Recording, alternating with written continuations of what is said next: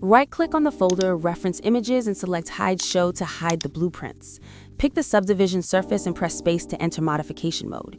Make sure attraction and edge selection are enabled. Select the edges of the front wheel arc, holding Control from multi-selection. Repeat the same process for the rear wheel arc.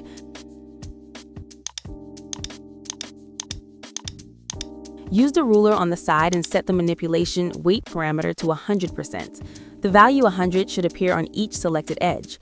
Press Escape to exit modification mode.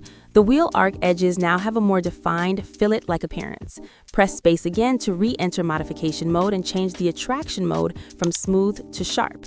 The fillet-like appearance of the wheel arc is converted into sharp edges. Rotate the model and look slightly from top view. Pick the subdivision surface and press space to enter modification mode. Select the boundary edges of the greenhouse, holding Control from multi-selection. Add the edges of the A-pillar and the side of the roof to the selection. Set the manipulation weight parameter to 100%. The value 100 should appear on all selected edges. Change the attraction mode from sharp back to smooth. Press Escape to exit modification mode.